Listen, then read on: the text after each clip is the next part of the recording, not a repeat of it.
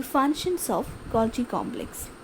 So the main function of Golgi complex is protein processing. So there are different types of protein processing. So in the Golgi complex, mainly glycosylation happens. So in this glycosylation, extensive modification occur to the carbohydrate portions of the glycoproteins. In the case of mammals, the Golgi apparatus has more than 250 enzymes that catalyze the addition of different sugars to the glycoproteins. So these enzymes are located in different compartments of the Golgi complex. So this carbohydrate processing, they take place in an ordered fashion as this protein will travel from the Golgi complex, that is from the cis to trans. When they travel, this modification will take place in an ordered fashion.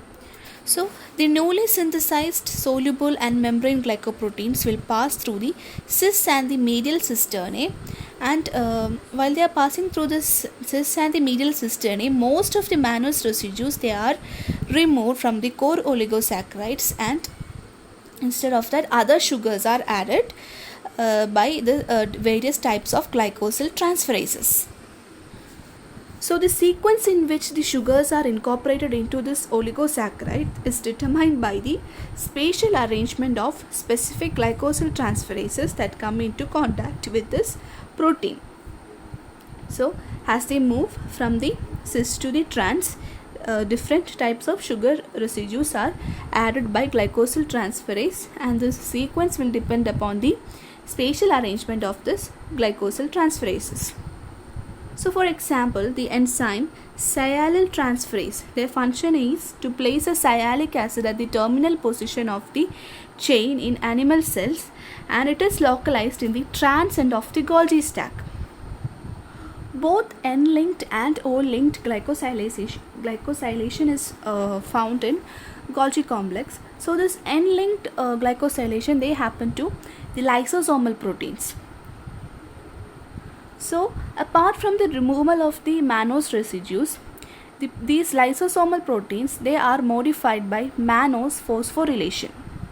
So when the protein reaches the cis Golgi compartment, that is the CGN, that compartment, N-acetyl glucosamine phosphates are added to these mannose residues.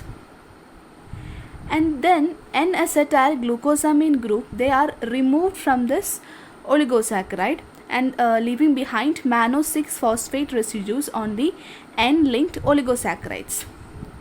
So due to this modification, this mannose residues, they are not removed, or they are not removed in the other Golgi compartments. Instead, this phosphorylated mannose residues, they are recognized by mannose 6-phosphate receptor in the TGN network, that is the trans Golgi network, and they direct the transport of these proteins to endosomes and then to the lysosomes. So if this process does not happen in its correct manner, or if there is any deficiency in any of the enzymes that catalyzes any of the reaction, it is related to the eye cell disease, and it is a lysosomal storage disease, and we will discuss that in the other session. So this is the figure explaining the N-linked oligosaccharide in the Golgi complex, processing of N-linked oligosaccharides in the Golgi complex. So in the cis compartment, the mannose residues are removed and N-acetyl glucosamine is added. When they come to the medial compartment, fucose, N-acetyl glucosamine and galactose are added. In the trans and the trans Golgi network, sialic acid is added. In the case of lysosomal proteins, the mannose residues are not removed. Instead, they are phosphorylated at position 6 of the mannose residues. So this is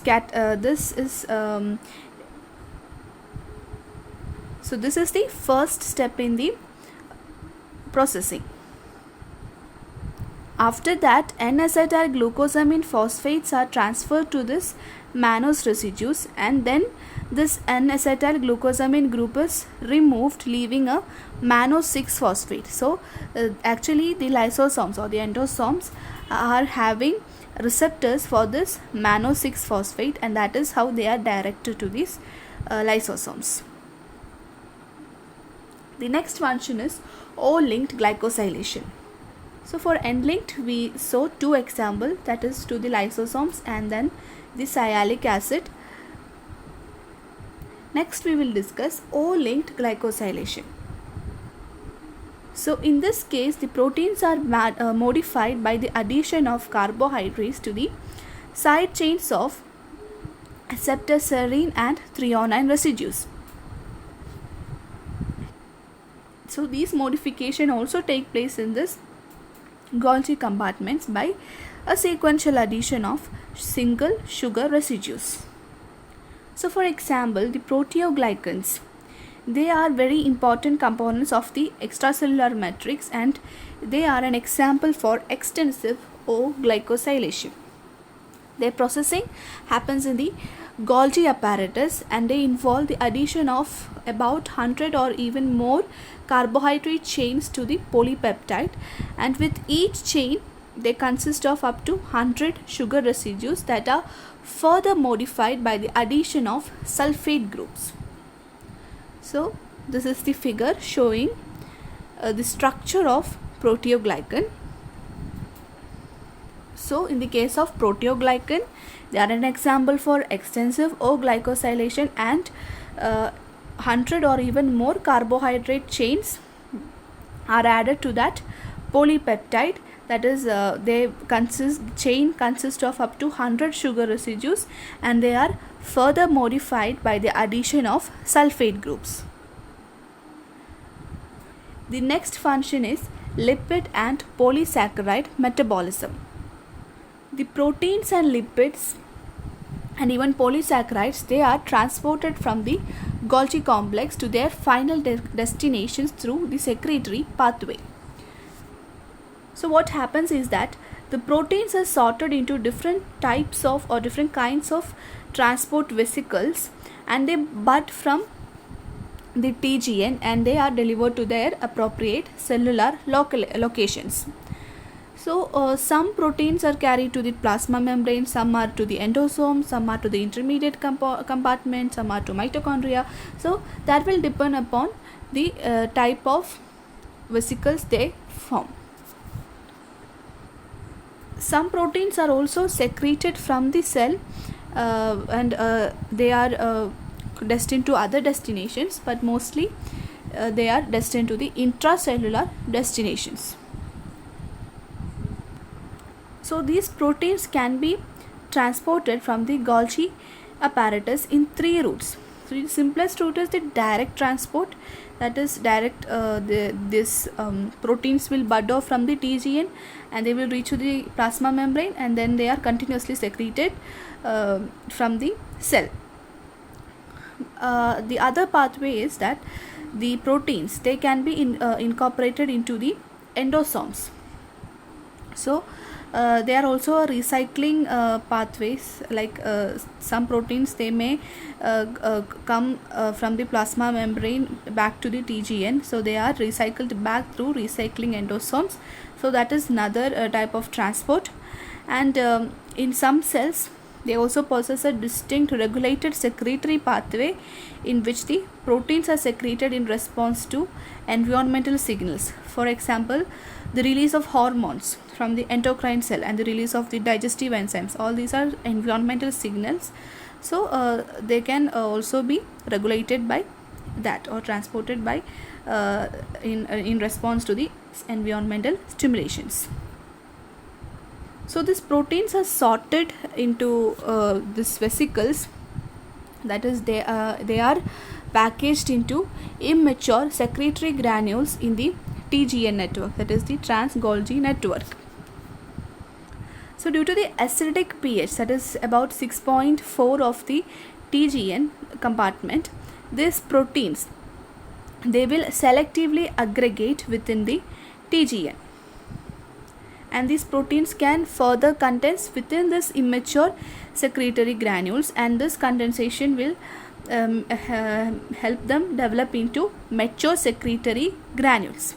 And these mature secretory granules, they will store their contents until specific signals are given that direct their fusion with the plasma membrane. So for example, if we say the digestive enzyme that is produced by the pancreatic acinar cells are stored in the mature secretory granules until the presence of food in the stomach. So once there is presence of food in the stomach and in the small intestine, then only their secretion is triggered.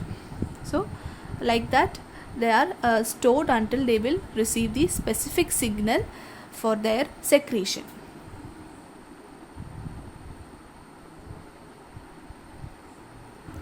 In the case of transport of proteins to the plasma membrane of epithelial cell, there is a further complication because the plasma membrane of epithelial cells are polarized. That is, the plasma membrane is divided into two separate regions. There will be an apical domain and there will be an basolateral domain, and these both domains contain specific proteins that are related to their particular functions. So there is additional sorting that is required over there. So if we say the apical membrane or the apical domain of the plasma membrane of intestinal epithelial cells, they face the lumen of the intestine and they are specialized for efficient absorption of nutrients. And the basolateral membrane, that is the remainder of the cell that is covered in the basolateral membrane. So distinct domains are having distinct functions. So proteins that are leaving this region, they must be selectively transported to this distinct domains. So for this we have selective packaging of proteins into transport vesicles that are targeted for either the apical or the basolateral domain. And this selective packaging that takes place inside the TGN it can also take place in the recycling endosomes. So here the proteins are targeted to the basolateral domain by short amino acid sequence such as the dileucine or the tyrosine containing hydrophobic motifs within their cytoplasmic domains. So such proteins are actually tagged. They are tagged by a short amino acid sequence like dileucine or tyrosine, and then they are targeted. So that is for the basolateral domain. Proteins that are destined for the apical domains, they are directed by targeting signal consisting of GPI anchors, GPI anchors and carbohydrate modifications. This is the figure explaining the transport of proteins to the plasma membrane of polarized cells. This is a figure depicting the transport of proteins from the Golgi apparatus. So from the TGN they are sorted, these proteins are sorted and transported in vesicles to their final destinations. So they can be either transported directly by budding off or through recycling endosomes. All these are shown in this figure, and also they can be sorted into distinct secretory granules for regulated secretions, as in the case of digestive enzymes and hormones.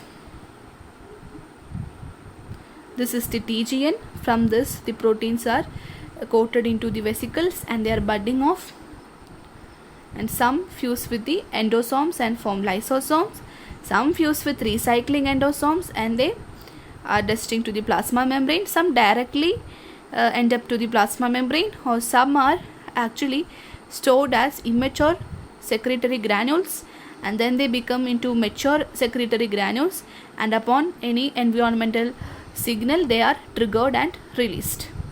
The next function is acrosome formation. So acrosome is actually a Golgi derived secretory organelle, that is it is a cap like structure that is covering the tail of the sperm of most of the animals. So actually that head, it is that cap like structure that is covering the head of the sperm. Okay, so that is what is called as acrosome, and this acrosome is formed in the Golgi. So these acrosomes are having two exocytosis dependent function. The first one is to serve as a site for the sequestration and release of proteins required for binding and penetration of the zona pellucida of the ovum, and then to enable this sperm to fuse with the egg or the oolemma. So these functions are dependent on the acrosome structure, and this acrosome is formed in the Golgi. So this Golgi complex will produce several glycoproteins, and the TGN, they also give rise to several small proacrosomal vesicles that are required for the formation of mature acrosome. These proacrosomal granules will fuse to form a large solitary acrosomal granule near the concave region of the nuclear surface, and this is what is forming the acrosome of the sperm. So that is another function of Golgi complex. So with this we come to the end of Golgi complex, their structure and function.